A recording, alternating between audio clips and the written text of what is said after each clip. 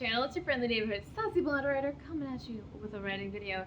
Today we are discussing more mystery tropes. We're gonna keep going with this little series because it's fun. Previous videos we have discussed how to do plot twists like Agatha Christie. We've discussed the mystery genre as a whole. We've talked about Nancy Drew, our queen of cozy mysteries. And now we're going to be talking about these mystery tropes from Sherlock Holmes. Because I am Sher-LOCKED by these tropes. I'm sorry, please don't unsubscribe. So, if you don't know who Sherlock Holmes is, I will give you the little Wikipedia summary of who he is. Sherlock Holmes is a fictional private detective created by British author Sir Arthur Conan Doyle.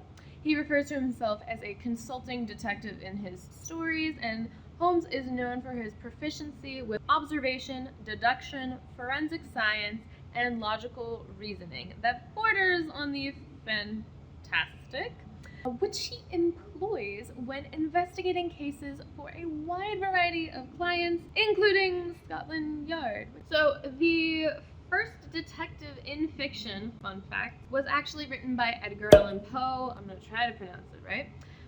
It was French.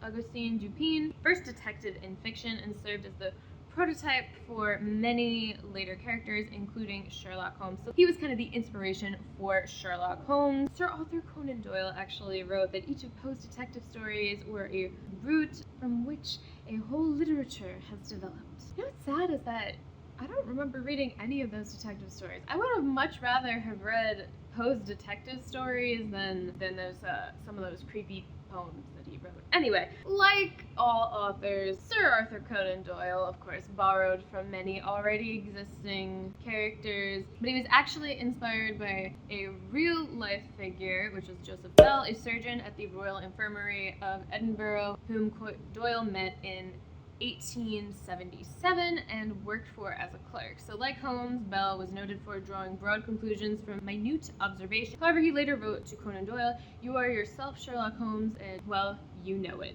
If the Nancy Drew archetype is a kind, introverted, pretty nosy individual who loves solving puzzles and tends to stick her nose where it doesn't belong, then Sherlock Holmes' archetype would be the following. Somebody who has a kind of a jack of all trades, a knowledge of literature, philosophy, astronomy, and feeble knowledge of politics, a variety of knowledge with regards to botany, but mostly knowing about poisons and toxicology, practical knowledge of geology, profound knowledge of chemistry, accurate but unsystematic knowledge of anatomy, immense knowledge of sensational literature, specifically horror. He plays the violin. I mean, that's like one of Sherlock's things. He just plays the violin for days on end. And he's an expert in single stick player, boxer, and swordsman, and has a good practical knowledge of British law. He's also a crypto analyst. He concentrates on one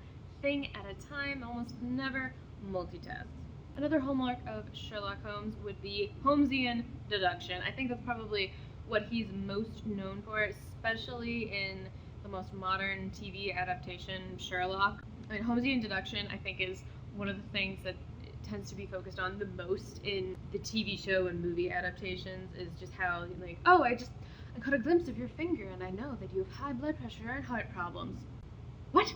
Holmes observes the dress and attitude of his clients and suspects, noting skin marks like tattoos, contamination like ink stains or clay on boots, emotional states, physical conditions, to deduce the origins and recent history.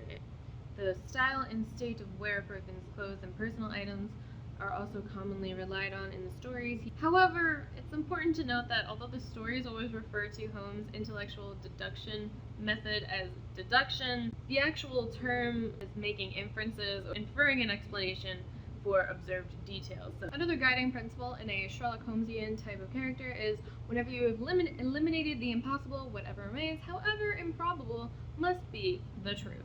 One thing that a lot of modern adaptations tend to not focus on, I think the Robert Downey movie focused on this a little bit more than the TV show Sherlock does, is Sherlock Holmes is really interested and has a lot of knowledge of forensic science. He was frequently performing random experiments in his house, and it's a little weird. Though he has a lot of reasoning capabilities and relies a lot on deductive reasoning, he also relies on hard evidence as well. So if you're writing a Sherlock Holmesian type of character, that is something to make sure you consider. And this is also, I mean, Sherlock Holmes is the king of detective stories, so that's why we are discussing him. So he is specifically skilled in analysis of trace evidence and other physical evidence, including footprints, hoof prints, any latent prints, tire impressions, fingerprints, to identify the actions of a crime scene using tobacco ashes, cigarette butts, to identify criminals, handwriting analysis and graphography, comparing typewritten letters to expose fraud, using gunpowder residue to expose 2 murders, and analyzing small pieces of human remains to expose 2 murders as well. He uses a microscope that he has on hand at his apartment. He uses chemistry for blood residue analysis and toxicology. When I took I think it was in high school, it was like an elective science course. We could take a forensics course, probably the coolest course I ever took, but we talked about Sherlock Holmes because he made a lot of forensics that was actually accurate, a lot of forensic science, pretty publicly known. And then CSI came along with the where's the DNA and he also does ballistics as well. A lot of the stuff from Sherlock Holmes stories is pretty accurate with regards to forensics science. And Sherlock Holmes' stories actually inspired future generations of forensic scientists to think scientifically and analytically.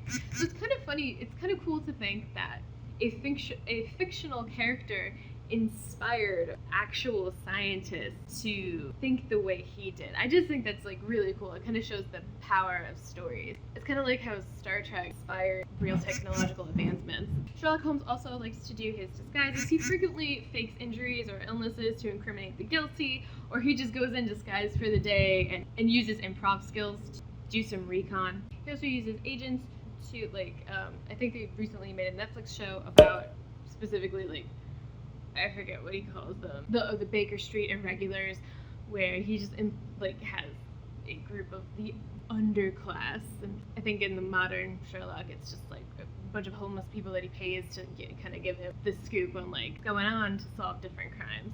He calls them a human book of reference upon all matters of social scandal. Another key thing about Sherlock Holmes is that he, believe it or not, for somebody so intellectual, which honestly doesn't come up enough in literature, somebody intellectual is also very skilled in combat or something in the physical realm. A lot of times in literature, the tropes tend to make you pick one or the other. Somebody is a jock where they're really skilled at something physical, or they're a nerd or a geek and they're skilled at something intellectual.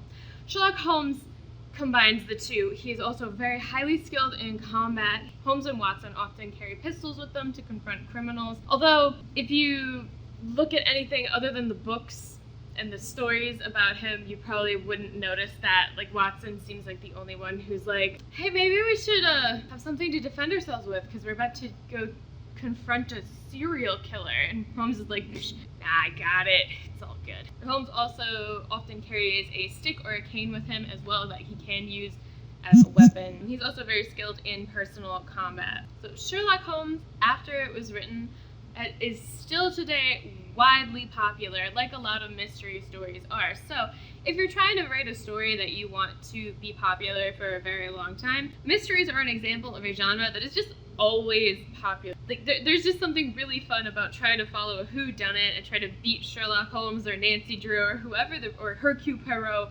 to the punch of figuring out who did it and then finding out if you're correct or not. So even Sherlock Holmes, even though it was written in the mid to late 19th century, is still popular today. That's all I've got for you today, folks, on these tropes that I am Sherlocked with.